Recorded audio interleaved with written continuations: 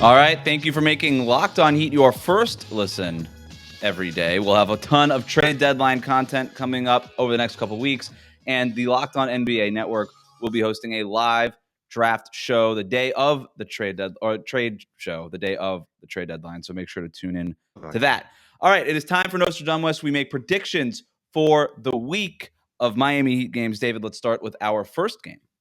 Yeah, on Monday, the Heat will travel to Boston to take on the Celtics. And so, Nostradamus, I have a question for you about that game. Who will make a greater case as being an all-star reserve, Jimmy Butler or Jayson Tatum? This is a good question. So Jimmy Butler is, first of all, questionable right now with a right ankle sprain for that game. I don't know whether or not Jimmy Butler will play or not, but my sense is that he will. I don't think that I think Jimmy Butler he tries almost always to play through these kinds of injuries. We saw this the last time he sort of re-aggravated the sprain, that he just went out there and played. So if he plays, this is a really, really good matchup. Tatum over the last 4 games, 38 points, 20 points, 36 points, 51 points. Jimmy Butler in his last 4 games, 37 points, 26 points, 22 points, and 20 points. Not the same point total as Jayson Tatum, but certainly doing more from a playmaking and a defensive on the defensive end. And that's why it's such an interesting matchup. So first of all, for what it's worth, I think both of these guys get in as all-star reserves. There you go. But the big question is, who gets named the starter if and when they have to replace Kevin Durant in that front court? And so I have a feeling this goes to Jimmy Butler overall, just because I think that the coaches will reward the team with the better record. Coaches tend to just think that way. That said, in this game, I don't know. I know he's coming in with a bum right ankle.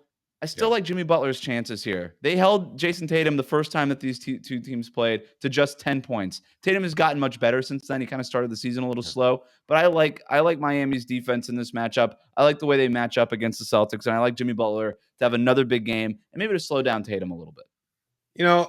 52 minutes against the Raptors on Saturday. I hope he does not play, to be 100% honest with you. Like, I know that he does tend to play through these injuries, but I don't want this to be further aggravated and to see something pile up over the course of the season. Like, his health needs to be the most important issue here, not all-star consideration or anything like that. To your point, however, I agree with you that there's a good scenario in which both of them enter there, and they're just different players. As far as the starting nod, I don't know about Jimmy Butler getting the starting nod over Jayson Tatum, but it's a good question. We'll have to see how it plays out. We'll find out soon enough, right? Later on this week, the All-Star reserves will be announced publicly, and of course, we'll bring that to you. But the next game that the Miami Heat play, well, hey, they take on the Toronto Raptors yet again on Tuesday in Toronto this time. Probably no Kyle Lowry for that matchup either, but that begs the question, however, of which Tyler Herro will we see against the Raptors on Tuesday?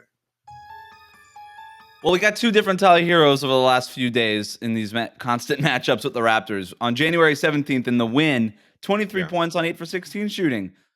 This weekend in that loss, 13 points on 5 for 22 shooting. Look, I think we get the former version of Tyler Herro, the one that could score 20-plus points, look like the 6th man of the year favorite and all those things. Because what it's worth, I actually like the looks Tyler Herro got at in that Raptors game they played Saturday. They were open looks. It wasn't as if this was a situation where Tyler was having a problem with Toronto's length that gives a lot of ball handlers, smaller, type of ball handlers like Tyler Herro. They give a lot of those guys issues across the NBA. To me, that wasn't the problem with Tyler. I actually really liked how Tyler was finding space for himself. He was getting into his bag with the side steps, the step backs. He was getting into those mid-range areas. He was going to that quick first step whenever he had an opportunity to. He was avoiding the sidelines where the Raptors like to switch and trap guys. He was avoiding that. He was playing more towards the middle of the floor.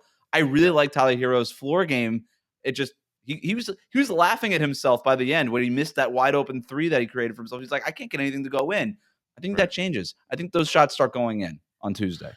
I have to agree with you there. Like, I don't even know at what point it was, the end of the 4th or one of the 3 overtimes. But it was like this floater that we've seen him hit a billion times. Yeah, and it was like it felt like 2 feet short. Like, it was just he didn't have any oomph in it. And again, maybe it was the second night of a back-to-back, but something was missing there. This is not the version of Tyler that we've come to see so regularly over the course of the season.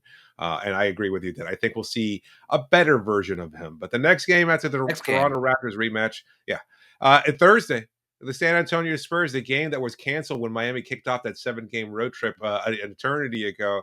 That game was postponed because of health and safety protocols. So many players on the roster unavailable. Of course, Kyle Guy not able to travel quickly enough to join the roster in time to play that. But now that this game is being replayed, or now it's being taken advantage of here, who wins the battle of points in the paint? The Heat or the Spurs, Nostradamus? Well, the Spurs are second in the NBA in points in the paint scored per game at 53.8. The Heat rank first in preventing points in the paint. They allow just 39.7 per game. So is it going to be more of Miami shutting it down, or is it going to be more of the Spurs getting to the bucket whenever they want, as they have for most of the season? It really comes down to whether or not Miami could stop Jakob Poeltl and DeJounte Murray and Keldon Johnson. Those are the three guys for them who lead the Spurs in points in the paint. So this is going to be, to me, a big game for Bam Adebayo. Can Bam limit Jakob Poeltl at the basket and then get out and crowd the space of guys like Keldon Johnson when he's trying to drive and attack the basket, and guys like DeJounte Murray, who have made a bit of an all-star case himself in the lead up to these votes. So I think this is going to be a really big game for Bam. I think it's going to be a big game for Miami's switching style defense and things like that. And I actually like Miami's chances to limit the San Antonio Spurs points in the paint. I like how San Antonio is dedicated to getting to the basket, but for the most part, that's coming against teams that don't rank first in the league in points in the paint defense like the Heat do. So I like the defense over the offense in this matchup. Yeah, good point. All right, we'll wrap up our segment here with our last question: a Saturday night matchup where the Heat travel to the Charlotte Hornets. Then everybody on Charlotte, who has the bigger night here? Caleb or Cody Martin, the matchup of the two twins? So Cody's starting right now for Charlotte while Kelly Oubre is out. Caleb's still getting minutes, not starting, but could be starting depending on how this Jimmy Butler ankle situation turns out. So who knows? We could get a Cody versus Caleb starting lineup to start this game. But both are having career years, the two twins. Cody is averaging 8.1 points per game on 46% shooting, 43% from three-point range, 4.3 rebounds, and 2.7 assists. Caleb Martin, 9.3 points per game on 50.5% shooting, 37% from three, 4 rebounds, and an assist per game. I don't really know who has the bigger night. Both of these guys have been playing awesome for their respective teams. It depends on who's getting more minutes. It could be either one. I like Caleb with the averaging more points on a higher efficiency, but Cody's been crushing it from three-point range, better than even his twin brother, Caleb, who we've talked about that three-point shot being a revelation for him too. I don't know who's going to outplay the other one. I don't really care. I'm just looking forward to the matchup.